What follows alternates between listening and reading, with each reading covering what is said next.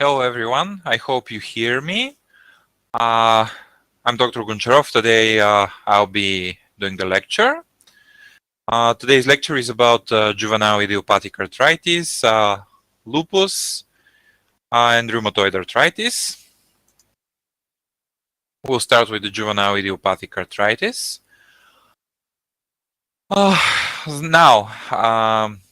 JIA had several changes in the terminology. And the older terms were juvenile rheumatoid arthritis, JRA in the US, and juvenile chronic arthritis in Europe. At the moment, everyone tries to stick to the most modern and common classification, so we call it juvenile idiopathic arthritis. The pathogenesis and etiology of JIA are unclear.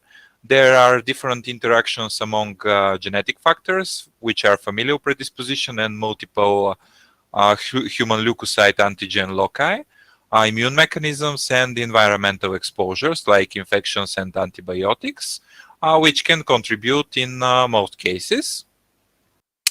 The combination of synovial fluid accumulation and synovial thickening leads to persistent joint swelling, which is the major clinical manifestation.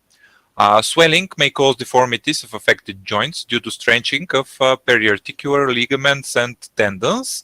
Enzymes released by inflammatory cells within the synovium or synovial fluid may result in degradation of the collagen and proteoglycan matrix of the articular cartilage.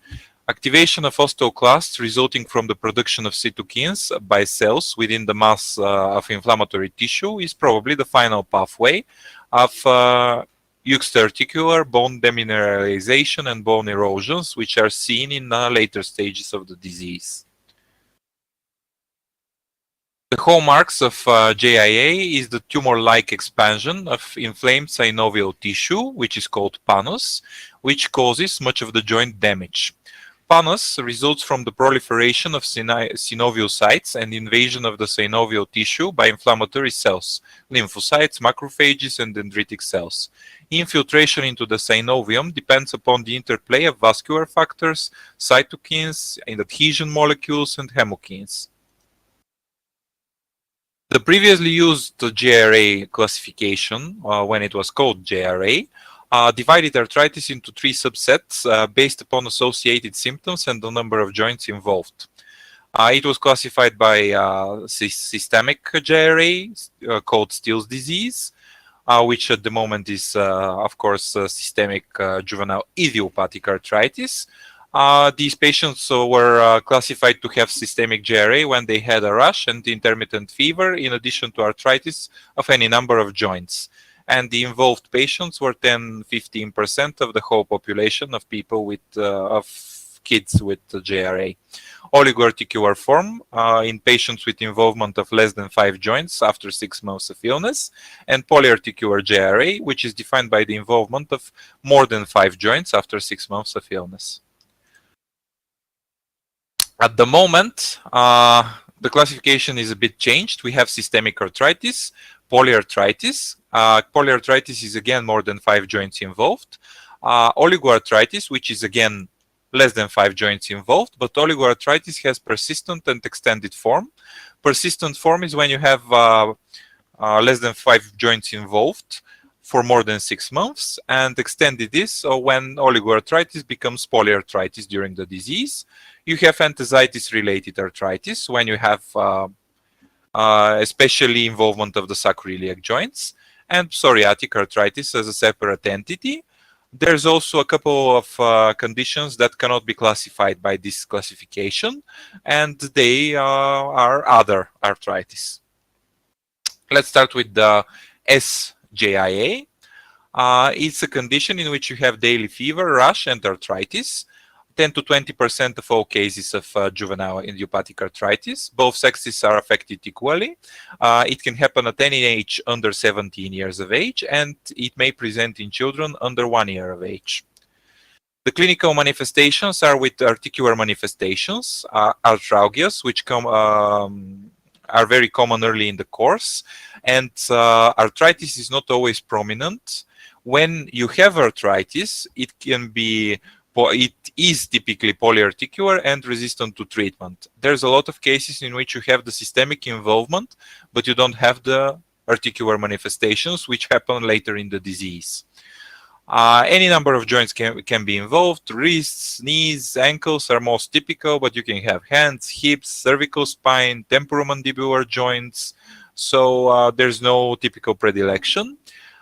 You have also fever, which is recurring, spiking fever, usually once or twice per day. The typical one is twice per day, which can occur for several weeks to months. It's called quotidian fever. The diagnosis is strongly in doubt if the patient's temperature does not spontaneously return to normal. These patients also have a typical rash, which is morbilliform and salmon-colored.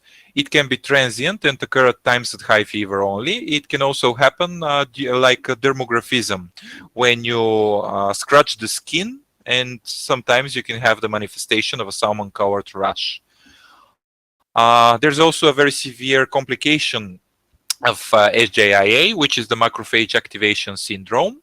It occurs within the first few days to weeks, and it's characterized by persistent fever, atypical rash, coagulopathy, decreasing white and red blood cell counts and platelet counts, and hepatitis.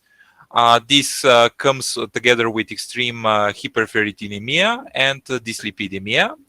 Macrophage activation syndrome, as it's its name, macrophages activate and they start consuming everything in your body.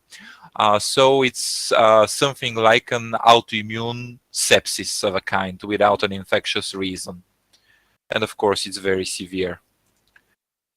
Other clinical findings in the systemic form of JIA are hepatomegaly, splenomegaly, lymphadenopathy. Pericarditis and other forms of serositis are a feature of SJIA. You have pulmonary manifestations with infiltrates. Sometimes effusions. Children with systemic onset JIA appear sick. They have significant constitutional symptoms, including malaise and failure to thrive. Of course, failure to thrive happens after some time. Laboratory findings include increased erythrocyte sedimentation rate, increased C-reactive protein, increased white blood cells, platelets, and anemia. Antinuclear antibodies and rheumatoid factor are almost always negative in systemic JIA. One of the reasons that they are negative is because SJIA is not like the other forms of juvenile arthritis. In this form, you have very high genetic predisposition. You don't have formation of immune complexes. SJIA is somewhat similar to the hereditary familial fevers like the Mediterranean one and FAPA and other types of hereditary fevers, in which you have some genetic problem with inflammatory markers and cytokines which activate spontaneously and lead to systemic activation of immunity. The diagnosis is a diagnosis of exclusion. The hallmark is a combination of quotidian fever pattern and arthritis. The fever must be present for at least 2 weeks and the arthritis for at least 6 weeks to put a definitive diagnosis according to the ILR criteria. 2 weeks of quotidian fever together with systemic symptoms and the typical morbilliform salmon-colored rash can be enough for the diagnosis if you've excluded other diseases. Differential diagnosis includes bacterial bone and joint infections like septic arthritis and osteomyelitis, in which there's almost always localization to one joint or limb, severe pain in the joint, which is usually hot and red with little mobility. You can have viral and post-infectious arthritis. Viral arthritis, very typical for parvovirus B19. Post-infectious arthritis happens from a variety of pathogens. The most typical ones are the gastrointestinal ones like Klebsiella, Escherichia. It can also happen due to streptococcal infections, staphylococcal infections. Rheumatic fever is an important differential diagnosis. Pericarditis is associated with endocarditis, arthritis, and fever usually respond dramatically to NSAIDs. If you have rheumatic fever, you typically can, if you think of rheumatic fever, you can typically do a probe with aspirin in high doses, and aspirin has a dramatic effect on rheumatic fever, and in the rheumatic fever improves drastically. So, and of course, you have a history for streptococcal infection. You also should do a differential with autoimmune and anti-inflammatory disorders, from the autoimmune, for example, lupus, from the autoinflammatory, the hereditary fevers I said a couple of minutes ago. You should also think about malignancy and malaria. Malaria, of course, in endemic zones or from traveling patients. Therapeutic agents that are used are non-steroidal anti-inflammatory drugs. Not only indomethacin, it's one of the first-line medicaments, but you can also use ibuprofen, diclofenac. Sometimes you can use, but they're not studied well in children, the COX-2 inhibitors like celecoxib. You can use glucocorticoids. Those should be kept below half a milligram per kilogram per day. At the beginning, you start with higher doses of milligram to 2 milligrams per kilogram and try to taper it to be below half a milligram, because you have a lot of side effects. Biologic agents frequently have to be used, especially if you have systemic involvement with failure from one or more organ or systems. The first line of treatment from the biologic agents are the interleukin-1 inhibitors, mainly anakinra. You can also use interleukin-6 inhibitors, tumor necrosis factor alpha inhibitors. TNF inhibitors are typically used for afterwards treatment, for treatment of the chronic arthritis. The main one used for JIA is etanercept. You can do also B-cell targeted therapy with rituximab, which is a B-cell depleting monoclonal anti-CD20 antibody. But due to the nature of the systemic form of juvenile idiopathic arthritis, you might not have good results with it, because it's more of an anti-inflammatory than antibody-mediated disease. You can also use non-biologic disease-modifying anti-rheumatic drugs like methotrexate, thalidomide, cyclosporin, and cytotoxic drugs like cyclophosphamide and azathioprine. Specifically, cyclophosphamide and azathioprine have a lot of side effects. So their rheumatologists have switched from them to more to methotrexate, cyclosporin, also mycophenolate mofetil. In the initial therapy, you do NSAIDs, aspirin only as a probe. Additional agents should be added if significant symptoms continue. If you have no response, you do biologic agents with or without glucocorticoids, depending on the patient. Some patients are contraindicated. And for a refractory acute disease, you might add high-dose glucocorticoid, even in doses up to 20 milligrams per kilogram as a post therapy. The course can be different. You can have monophasic course, in which JIA becomes completely quiescent, usually after a period of 4 to 6 months, and does not recur. You can have polycyclic course, in which you have recurrences of active episodes, but have long periods of disease inactivity in between. The inactive periods may range from a few months to years. And you can have the persistent course, in which systemic manifestations are prominent with little to no arthritis. Persistent, you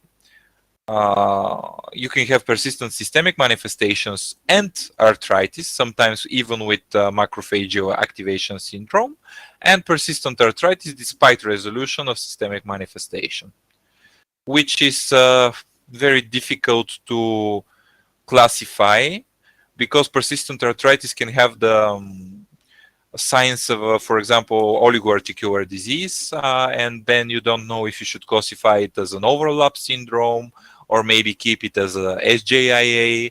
Classifying the disease is important because it helps you with prognosis and usage of drugs. The morbidity and mortality have decreased with improvements in therapy. Mortality is still high in patients with severe disease, with recurrent or unrecognized mass, and severe pulmonary or vascular complications. Mass is the most common complication and one of the most serious ones. Now, the polyarticular juvenile idiopathic arthritis is a form of JIA that is more frequent in females than males. It has bimodal distribution of the age at onset. The first peak is between 2 and 5 years, and the second between 10 and 14 years. The clinical presentation is varied and tends to fall into patterns based upon the age of onset. In children less than 10 years of age, it often begins similarly to oligoarticular disease with 1 or 2 joints affected. Maybe an intercurrent infection precipitates a dramatic increase in symptoms, and the disease starts to involve 5 or more joints during the first 6 months after onset, and joint involvement is typically symmetrical. In older children and adolescents, you can have a rapid onset of inflammation in multiple joints, including many of the small joints of the hands and feet within 2 to 3 months of disease onset. Laboratory findings similar to systemic form, higher ESR, anemia, you can have hypergammaglobulinemia. Anti-nuclear antibodies can be positive in the younger age group. The hypergammaglobulinemia and the ANR positive because here you have an immune-mediated process. You have creation of antibodies towards the synovial membrane. The presence of anti-nuclear antibodies is unrelated to the severity of arthritis, but is very meaningful because if you have positive anti-nuclear antibodies, you can expect uveitis, and you should send these patients for ophthalmologic consult routinely every 3 to 6 months. Other autoantibodies are not usually present, and their presence should prompt evaluation for other rheumatologic disorders. RF is very uncommon in children, especially under 10 years of age, but sometimes you can have RF positive polyarticular JIA. RF positive form of this arthritis has a worse prognosis. After 10 years, you might have the RF negative forms, which might have, but it's rare, antibodies to cyclic citrullineated peptide, and the RF positive one, which is more likely to be in females. And again, as I said, they have more severe disease. Some of them are HLA-DR4 positive or have anti-CCP antibodies. Anti-CCP antibodies are a hallmark in diagnosing rheumatoid arthritis in adults. In children, they are rarely increased. In most cases, you don't even need to check them. Diagnosis is placed when you have a development of arthritis in more than 4 joints during the more than 5 or more joints during the first 6 months of disease. Other causes of arthritis must be excluded, primarily based upon clinical history and exam findings. There are no specific diagnostic tests, so you have to do a clinical diagnosis. Differential is done with other forms of JIA. It's also done with reactive arthritis, lupus, vasculitis, sarcoidosis, inflammatory bowel disease, epiphyseal dysplasia, minocycline-induced autoimmunity, also with trauma, different kinds of orthopedic conditions. So there's a huge differential, and you should do a very careful clinical examination of the patient. The approach to treatment depends on the level of disease severity and activity. When you have low disease activity with a maximum of 4 active joints, you do normal inflammatory, and you have normal inflammatory markers. You have small disease activity, and for high disease activity, you have to have a minimum of 8 active joints, inflammatory markers greater than twice the upper limit of normal. Physician global disease activity assessment is subjective, and patient-parent overall well-being assessment is also subjective, but you can use it. And moderate disease activity is when it's somewhere on the border. Poor prognostic features are cervical or hip arthritis, which can overlap with enthesitis related arthritis or psoriatic arthritis. Positivity for antibodies, which we said, and of course radiographic evidence of joint damage. If you have erosions on or joint space narrowing of joints, this is very poor prognostic marker. As initial therapy, you start with NSAIDs. They typically don't resolve the condition. The patient doesn't enter remission, but they improve symptoms very well. And you typically include disease-modifying anti-rheumatic drugs if disease activity is moderate and high. Now, you should consider, it depends on the patient, depends on the antibodies, depends on the physician, but in any patient where you have low disease activity, you should discuss with the patient, with the parent of the patient, if they want to start at least treatment with methotrexate, because as I've said, typically NSAIDs don't cause the patient to enter remission. In some cases, the arthritis can resolve by itself spontaneously and have spontaneous remissions during especially viral infections. But in a lot of cases, it doesn't remit and you have constant arthritis. And you should consider starting with at least methotrexate. If the disease activity is moderate and high and it doesn't respond in any way to NSAIDs, you include either methotrexate or TNF inhibitors. Typically, the first-line treatment is with methotrexate, and a lot of rheumatologists use intra-articular corticosteroid injections. And if you have no resolution of arthritis, then you include the TNF inhibitor. TNF inhibitors have great effects on arthritis.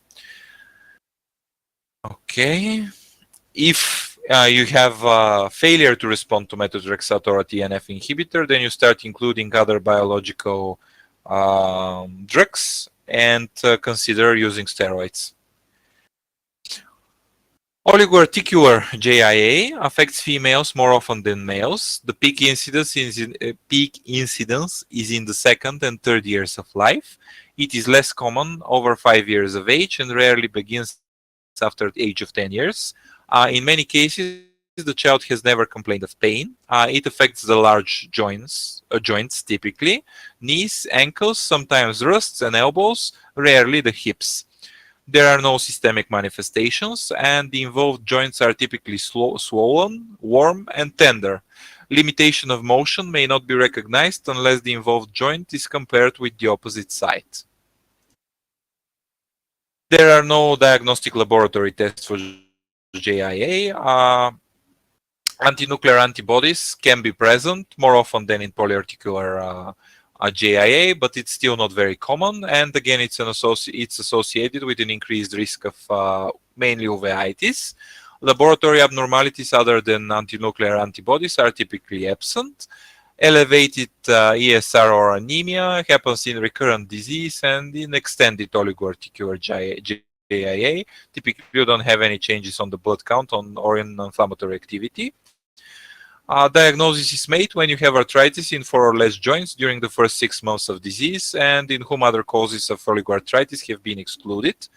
Antinuclear antibodies are frequently present, again, not that frequent, but still like something like 10-15% of cases, and are associated with ocular manifestations. Differential, all the forms of juvenile idiopathic arthritis, again IBD, some rarer diseases, malignancy. Malignancy is very important, especially leukemia, because leukemia can have the beginning of symptoms of leukemia can be with subfebrile temperatures and joint involvement. Typical places for joint involvement are knees and especially shoulder, the humeral joint. So you have to consider it in any case. Recurrences occur in approximately 1/5 of children who initially do well. Some cases of oligoarticular disease evolve into chronic destructive arthritis. Poor prognosis is indicated when you have a presence of symmetric disease, ankle or rust involvement, and laboratory evidence of inflammation. Children with persistent typical oligoarthritis that involves fewer than 5 joints have a better chance of achieving remission. Treatment. They usually respond very well to intra-articular glucocorticoids, and the fact that they have less joints involved makes it easier to do the intra-articular injections. And they have, of course, you can do intra-articular injections in bigger joints. You can't really do it to intraphalangeal joints. Methotrexate and other immunosuppressive drugs are recommended for extended oligoarticular or need of repeat injections. TNF inhibitors are typically reserved for patients with uveitis and for extended oligoarticular JIA. Uveitis is the most serious complication. It can happen in 20 to 25% of children, and if untreated, leads to blindness. And you can have leg length discrepancy when you don't have a symmetrical disease, and you typically don't have symmetrical disease in oligoarticular form. Enthesitis-related arthritis is when you have children with arthritis and enthesitis, or arthritis and 2 or more of the following: sacroiliac joint tenderness, which is very typical, inflammatory spinal pain, HLA-B27 antigen, positive family history, and anterior uveitis associated with pain, redness, or photophobia. There are 2 groups. In psoriatic arthritis, you have 2 groups: children with arthritis and psoriasis, and children with arthritis and a positive family history of psoriasis in a first-degree relative, plus dactylitis or appropriate fingernail abnormalities, pitting or onychulisis. You have different age at onset. You have symmetrical arthritis with it's very typical that it involves the smaller joints of the hand. In some of the cases, you have presence of antinuclear antibodies. You have uveitis. It can be either oligoarticular or pauciarticular or polyarticular. For psoriatic arthritis, treatment is the same. The main thing here is if the patient has psoriasis or not. If the patient doesn't have psoriasis, it's very hard to differentiate the disease from other kinds of arthritis. Sometimes you can also have an overlap. You might have typical rheumatoid arthritis clinical signs with, for example, psoriasis and involvement or one or more smaller joints. So you should every time you should consider that you have a couple of overlapping diseases because autoimmune processes can sometimes happen in conjunction. For example, in IBD, you have a huge overlap with the enthesitis-related arthritis. A lot of the cases of IBD with arthritis have sacroiliac joint tenderness and inflammatory spinal pain. So it's very difficult to differentiate, especially when you don't have certain laboratory markers. Thankfully, the treatment for all of these is almost the same. Glucocorticoids, NSAIDs, TNF inhibitors, and then it depends. You do individual treatment depending on the patient. Okay, we continue with lupus, systemic lupus erythematosus. This is a chronic autoinflammatory disease of unknown cause that can affect the skin, joints, kidney. It can affect almost everything, almost every organ in the body. Childhood SLE affects girls more often than boys. It's like 8-1, so way more girls. SLE can occur at any age, but it's more frequent after 5 years of age, is increasingly prevalent after the first decade of life. The pathogenesis includes genetic, hormonal, immunologic, and environmental factors. Many of the clinical manifestations are mediated directly or indirectly by antibody formation and the creation of immune complexes.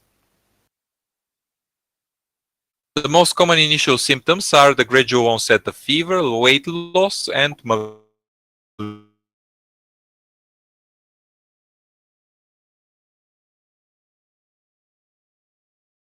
days with general deterioration of symptoms.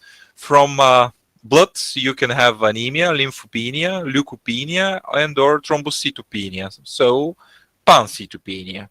But they can develop in different times during the disease. You can have, in a lot of the cases, you have mucocutaneous findings, malar rash, or oral ulcers. You also have, you can have not only the malar, the butterfly rash, but you can also have discoid rash.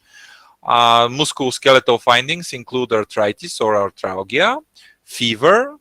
From the renal abnormalities, you have nephritis or nephrotic syndrome. Lupus nephritis is one of the main reasons for bad outcome in these patients. Most of these patients deteriorate due to the kidney functions, and the function and their lethal outcome results from the kidney function. Lupus nephritis can have very different manifestations, from minimal change disease with slight proteinuria, from nephrotic syndrome with massive proteinuria and edema, with nephritic syndrome sometimes, and it can even result in sclerosing nephritis with very acute and severe kidney function deterioration.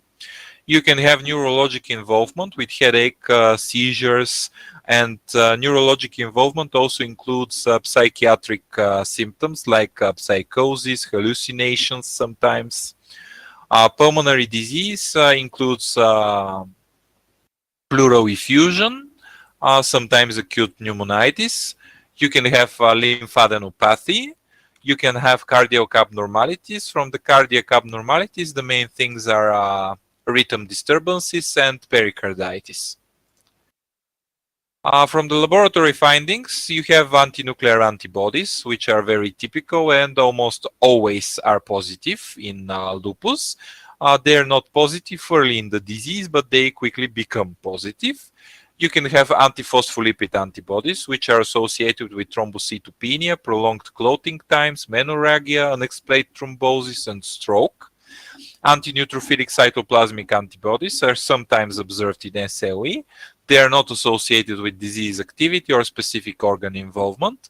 ANCAs are typically more prevalent in granulomatosis and microscopic polyangiitis. So if you have positive ANA and ANCA, you must also consider these diseases.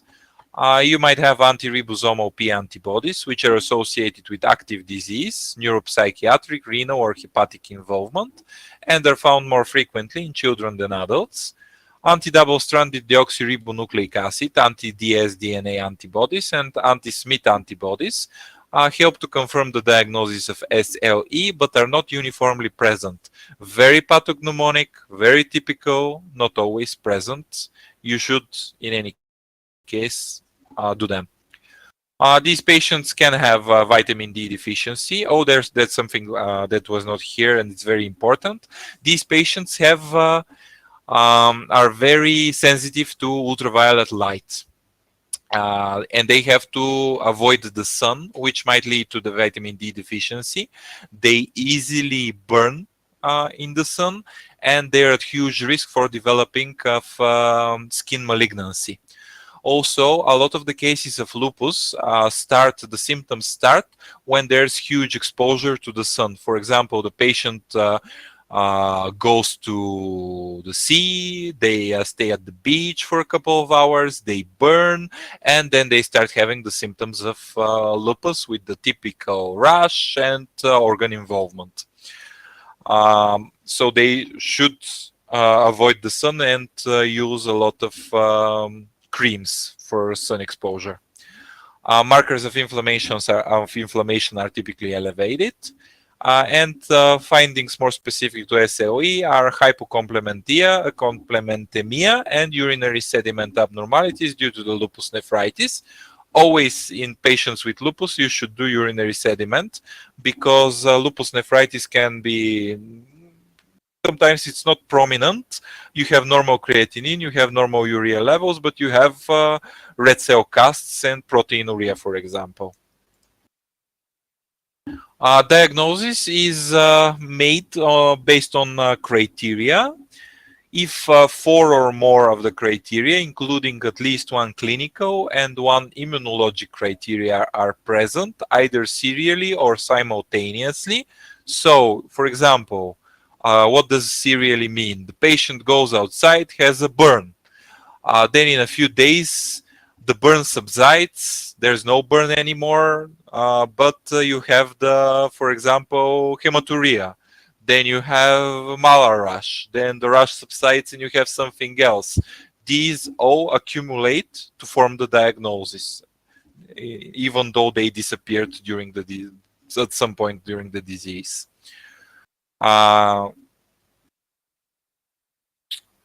Alternative requirement is positive anti-nuclear antibodies or anti-double-stranded DNA antibodies in conjunction with biopsy-proven lupus nephritis. There are typical signs on the biopsy specimen to diagnose lupus nephritis, and it's very helpful. A lot of patients begin with nephritis. They start, for example, with nephrotic syndrome. You do the biopsy and you diagnose lupus, and then they start having other symptoms. Differential diagnosis includes infection. Some viral infections in particular can be associated with anti-nuclear antibodies, and some similar to lupus clinical manifestations. For example, parvovirus B19. You can have rash, which is very similar to the malar rash in lupus. You can have pericarditis, you can have anemia, you can have ANA positivity, and you start thinking about lupus. So you should also consider viral infections. Malignancy, again, mainly leukemia, and other rheumatic diseases, even in the presence of anti-dsDNA antibodies. Treatment does not differ among adults, children, and adolescents. First medicament that typically is used is hydroxychloroquine in dose less than or equal to 5 milligrams per kilogram per day, up to a maximum of 400 milligrams per day. It can be split into doses. Hydroxychloroquine has a great safety profile. The main side effects are prolongation of the QT interval, so you should be careful when administering hydroxychloroquine with other medicaments that cause QT prolongation, or if the patient already has long QT. And hydroxychloroquine also causes iris pigmentation and retinal inclusions, so you should do ophthalmology exams to be sure you don't have any ocular side effects. You should include NSAIDs in the regimen to control musculoskeletal manifestations. In moderate to severe SLE or during an acute remission, you can do glucocorticoids, mycophenolate mofetil, and or other steroid-sparing agent like azathioprine, for example, can be used. So when you use MMF, mycophenolate, you can reduce the doses of steroids and reduce the steroid side effects, because sometimes remission for lupus may require weeks to months of usage of steroids. So you should try to taper them, and if needed, include another immunosuppressive medicament. Severe SLE is when it cannot be maintained on a prednisone dose of less than half a milligram per kilogram per day. And this requires more aggressive therapy. You typically use cyclophosphamide. Cyclophosphamide has superb effect in lupus and induces remission greatly, but has tons of very severe side effects. It can cause pancytopenia, it can cause hemorrhagic cystitis, it can cause tumor generation, it can cause sterility. So you should be careful while using cyclophosphamide. And you should do it you should stop it as quick as you can. Patients with specific disease manifestations may require additional therapy beyond the usual treatment for SLE. For example, if you have pericarditis, you can do some diuretic therapy. If you have rhythm disturbances, you can do antiarrhythmic therapy. If you have seizures, you have to do anti-epileptic therapy, and so on. Complications include macrophage activation syndrome, hemophagocytic lymphohistiocytosis, and infections. These patients are immunosuppressed both because of the disease and because of the treatment, so they're very predisposed for different kind of infections. Pneumonia is very common because of the pleural effusions that these patients typically have and pneumonitis. Survival rate for children and adolescents is nearly 100% at 5 years and at least 85% at 10 years. Higher mortality rates are associated with lower socioeconomic status of the family, increased disease activity, and central nervous system or renal involvement. And now reactive arthritis. That's an arthritis that arises following an infection, although the pathogens cannot be cultured from the affected joint. That's why reactive arthritis is thought to be caused either by antigen mimicry or deposition of immune complexes in the synovia or in the vessels of the synovia. Two major clinical features that characterize reactive arthritis were identified. Interval ranging from several days to weeks between the antecedent infection and arthritis. A typical mono or oligoarticular pattern of the arthritis, often involving the lower extremities and sometimes associated with dactylitis and enthesitis. The truth is, it's the most common reactive arthritis is monoarthritis, and the most typical place is the knee joint. By convention, reactive arthritis of more than 6 months duration is regarded as chronic instead of acute. The onset in reactive arthritis is usually acute, asymmetric, 1 to 4 weeks following the inciting infection. All symptoms resolve in less than 6 months. Several types of clinical manifestations of reactive arthritis include symptoms of preceding enteric or genitourinary infection. Typically, it's an enteric infection. Axial and or peripheral musculoskeletal signs and symptoms, and extraarticular signs and symptoms. Enteric and genitourinary pathogens are conventionally accepted as capable of causing reactive arthritis. Typical one is chlamydia trachomatis, but you can have Yersinia, Salmonella, Shigella, Campylobacter, Clostridium, Chlamydia pneumoniae, again, Escherichia sometimes, Campylobacter is here, what else? Mycoplasma sometimes, but it's not part of the enteric and genitourinary, but it can, as the same as in the chlamydia pneumoniae. The most accepted reason, the most common reason is chlamydia trachomatis. The signs and symptoms are of peripheral arthritis, which has an acute onset, asymmetric, affects the lower extremities, especially the knees, enthesitis, so you can have swelling at the heels. So this is one of the most characteristic forms of enthesitis in reactive arthritis. Sometimes you can have dactylitis, but it's rare. Back pain, which is a frequent accompanying symptom, but it's rarely the only presenting symptom, and the back pain is typically not associated with any inflammatory process. Extraarticular signs and symptoms that happen, ocular symptoms, conjunctivitis, uveitis, episcleritis, keratitis, so you have to consult the patient with ophthalmologist again.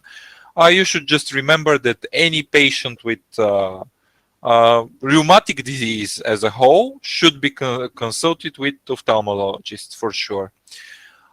You can have genitourinary tract symptoms if the infection hasn't subsided. So you can have dysuria, pelvic pain, urethritis, cervicitis, prostatitis, salpingo-phoritis, cystitis, gastrointestinal symptoms, diarrhea, and oral lesions, sometimes painless mucosal ulcers.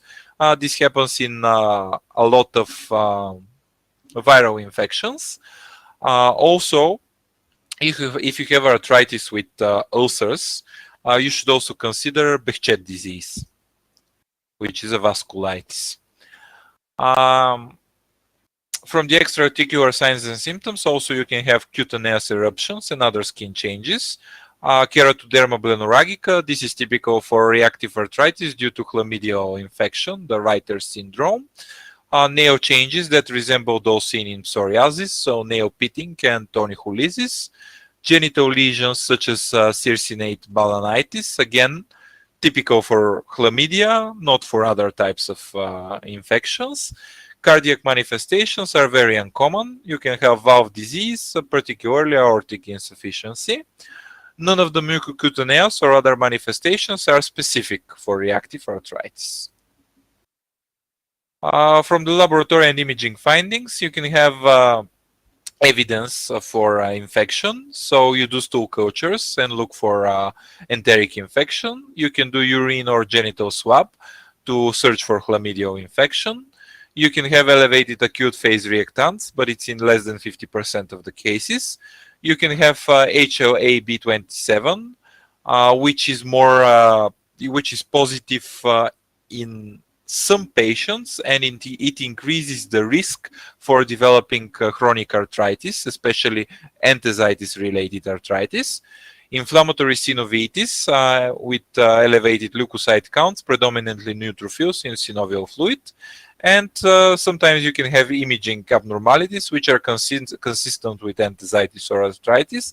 Last thing is not typical. You have to have reactive arthritis for a few months, or it should be chronic in nature to have imaging abnormalities. You can have ultrasound abnormalities, which are typically increased blood flow in the synovia of the joint, and maybe some joint effusion. These can be seen on ultrasound. Diagnosis, again, no single definitive diagnostic test, no validated diagnostic criteria. So as you can see, it's very hard to put a diagnosis. You suspect it when you have oligoarthritis, evidence of preceding infection, and lack of convincing evidence for another cause of oligoarthritis. Any case of reactive arthritis can be the beginning of an oligoarticular or polyarticular juvenile idiopathic arthritis, so you should be mindful about that and do a follow-up on these patients. Differential, the same, nothing different. Management, first of all, you should treat the infection if there is an active infection at the moment. Sometimes the infection is already treated or it has subsided, so that's not in every time. Treatment, in the beginning you start with NSAIDs, and typically that's enough. The usage of diclofenac especially is very helpful in reactive arthritis, and due to the benign course of the disease, these patients typically improve in a week or two, and that's it. Sometimes when the arthritis is persistent or the articular manifestations are very severe, you might need intra-articular glucocorticoids or systemic glucocorticoids.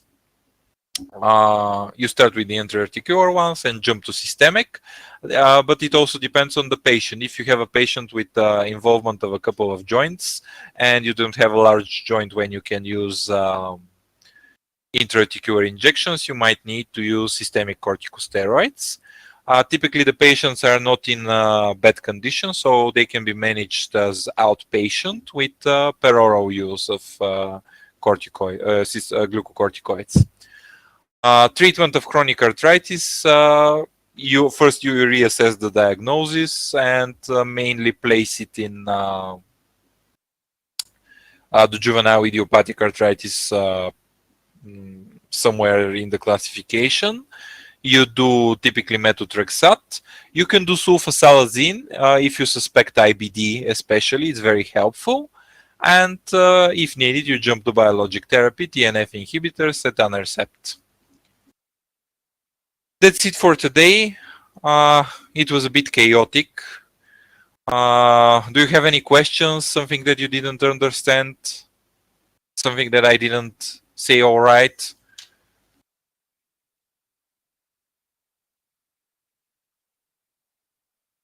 Next time, I think it's vasculitis.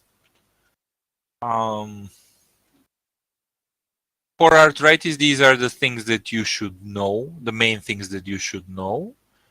You should know the classification well, and that's pretty much it. I wanted to say a few words about malignancy. Leukemia, lymphoma, Hodgkin, non-Hodgkin lymphoma can have all the symptoms of arthritis, but has a couple of distinctive features. In leukemia, of course, the blood count can have distinctive changes. So in patients with arthritis, you should always do blood count and consider even doing differential counting on microscope. Also, the pain in malignancies is a night pain, and it's associated with night sweats. While in arthritis, you typically have morning stiffness that becomes better during the day with movement. So it's sometimes hard to differentiate, but with practice and with time, you have the experience to see those little things and try to differentiate. But for sure, any case with arthritis, at least do a blood count, even if you consider it post-reactive arthritis after a viral infection. Always do a blood count and to be sure that you're not missing malignancy. Now, the problem with lymphoma and non-Hodgkin lymphoma is that you don't have changes in the blood count. And in these diseases, you should do follow-up of the patient. You will do inflammatory markers, and at some point you might have lymphadenopathy. And these patients have a chronic course. So with no resolution from the typical treatment, you should start searching for a malignancy. Okay. I think it's free. You can download the presentation. Hopefully you downloaded it already. And bye bye. Have a nice day. See you. Only maybe not see you, but I don't know what with these online lectures next time.